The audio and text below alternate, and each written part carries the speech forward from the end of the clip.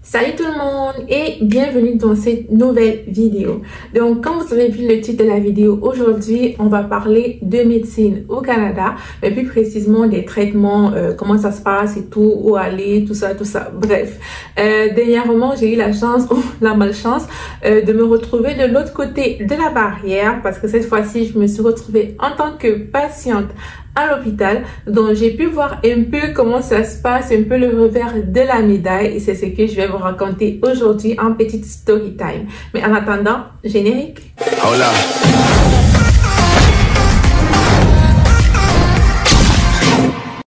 Donc, je vais vous raconter comment généralement ça se passe ici pour se faire soigner, et par la suite, maintenant, je vais vous raconter mon vécu.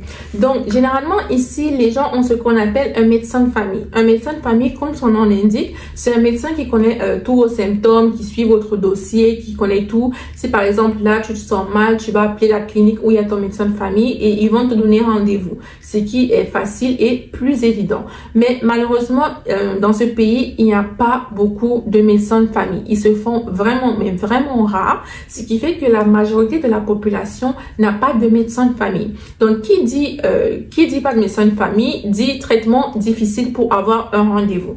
C'est exactement ce qui s'est passé dans mon cas, surtout que ça va faire 7 ans que je suis ici, et à ma première année, j'ai fait la demande pour avoir un médecin de famille, et je peux vous dire que jusqu'à maintenant, on ne m'a pas appelé.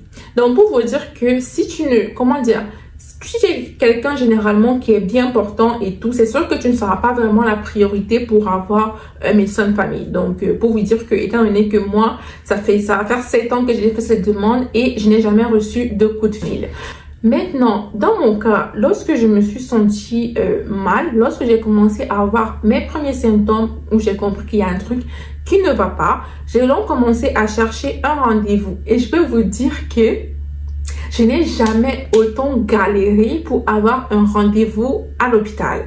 J'ai appelé partout et quand tu appelles, la première question qu'on te demande, tu n'as pas de médecin de famille? Après moi, je suis comme, si je t'appelle, c'est que j'ai pas de médecin de famille, c'est que je cherche à me faire soigner. Et puis, chaque fois que tu appelles, on te dit, non, ici c'est plein, appelle tel hôpital. Non, ici c'est plein, ici on n'a pas d'horaire, appelle tel hôpital.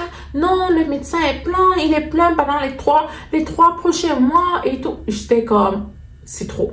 C'était trop. Parce que vraiment, si tu as une urgence ou quoi que ce soit, va à l'urgence. Et c'est maintenant, je suis arrivée à l'urgence, il était comme 23h, 23h30. Donc, quand je suis arrivée à l'urgence, j'arrive à l'urgence, tu prends un coupon. Donc, comme si tu fais une file d'attente, tu prends un coupon, tu pars, tu t'assois et tu attends que ton numéro soit appelé. Lorsque ton numéro est donc appelé, c'est une infirmière que tu vois en premier. Donc, l'infirmière du triage, c'est comme ça qu'on l'appelle.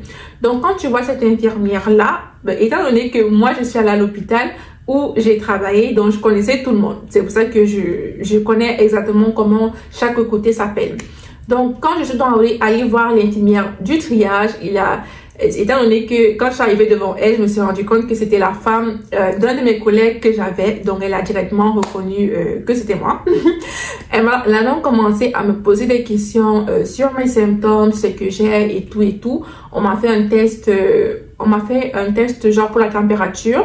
Et ma température était aussi élevée, ce qui fait qu'on m'a fait aussi un test Covid où on t'enfonce un truc dans le nez et après ça arrive.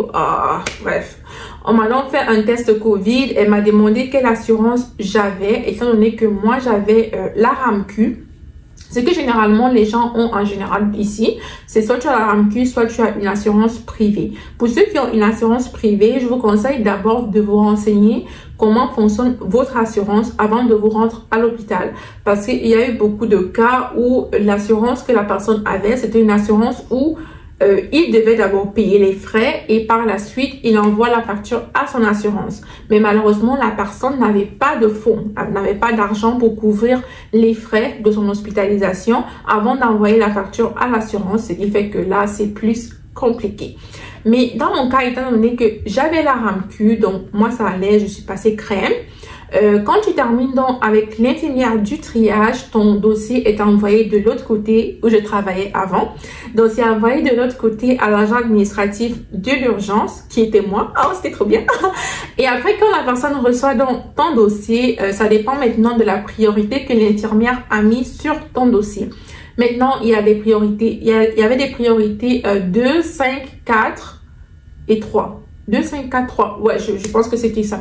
Donc, ça dépend maintenant de la priorité de la personne. Selon le numéro qui est écrit sur le dossier de la personne, quand tu entres dans le système, ça va classer la personne à un certain niveau.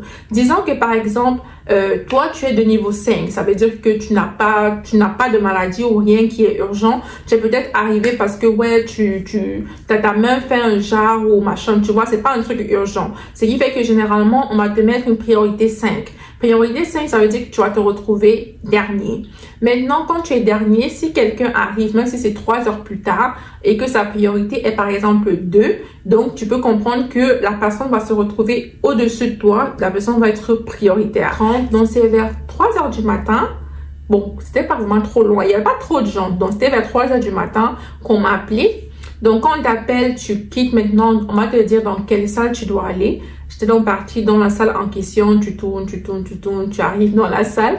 Quand tu arrives dans la salle, tu vas encore attendre.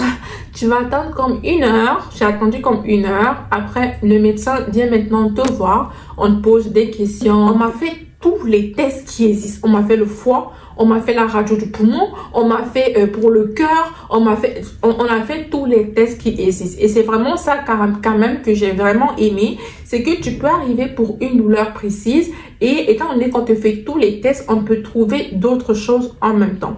Et après, quand tu termines comme ça, tu retournes dans ta salle où on t'avait appelé, tu retournes, tu t'assois. Et là, commence l'attente infernale. Parce que moi, je me disais que ouais, quand on termine comme ça, bah c'est fini, ça sera rapide et tout. Mais non. Sachant qu'il était déjà 4 heures du matin. Sachez que le médecin est revenu dans ma salle à 11 heures du matin. Mais ce que j'ai vraiment aimé quand je me suis retrouvée dans ma chambre d'hospitalisation, c'est que tu as une chambre à toi toute seule. Et c'était vraiment, mais vraiment une grande chambre. C'était vraiment une grande chambre, tu as ton lit et en plus tu as tes toilettes à toi. Tout est privé, tu vois. Ce qui n'est pas forcément le cas dans certains hôpitaux où généralement ça peut être des petites chambres ou bien ce sont des chambres où tu partages et tout, par exemple pour les femmes enceintes et tout. Mais dans cet hôpital-là, ce que j'ai apprécié, c'est que c'est un hôpital où tout est individuel, tu vois. Quand je me suis donc retrouvée dans ma chambre d'hôpital, c'est là qu'on est venu m'expliquer les rondes de nourriture qu'il y aura parce que généralement vous avez 3 repas. Donc il y a le petit déjeuner, il y a le déjeuner et il y a le dîner que tu vas recevoir. Je vais mettre une petite capture ici du petit déjeuner et du déjeuner que j'ai reçu. Donc pour vous dire que vraiment, si vous connaissez des gens à l'extérieur de l'hôpital, demandez-leur de vous apporter à manger. Donc pour vous dire que ici au Canada, franchement, moi je vous dirais, si vous vous sentez mal, allez à l'urgence. N'essayez pas de chercher un rendez-vous parce que ça sera très difficile d'avoir ce rendez-vous. Pour moi, allez vous asseoir à l'urgence, même si vous faites 8 heures, 10 heures ou 15 heures d'attente, ne vous inquiétez pas, un jour ou l'autre, on va vous prendre. C'est ça que moi j'ai fait, j'en avais eu marre, je suis partie, je me suis assise là-bas, j'ai pris mon téléphone, j'ai chargé mon téléphone plein parce que je savais que j'allais dormir là-bas. J'ai chargé mon téléphone et je me suis dit que fais quoi, vous allez me prendre un jour. Pour moi, c'est comme ça qu'il faut faire lorsque vous avez une urgence, se rendre à l'urgence. Donc, j'espère que cette vidéo vous a plu. C'était une petite vidéo pour vous faire une petite story time pour que vous sachiez généralement comment ça se passe ici et comment est le suivi médical qui parfois a ses lacunes mais aussi des bonnes petites choses. Donc, j'espère que la vidéo vous a plu. N'hésitez pas à liker, commenter et vous abonner comme d'habitude. Et nous, on se retrouve dans quelques jours pour la prochaine vidéo. Bisous.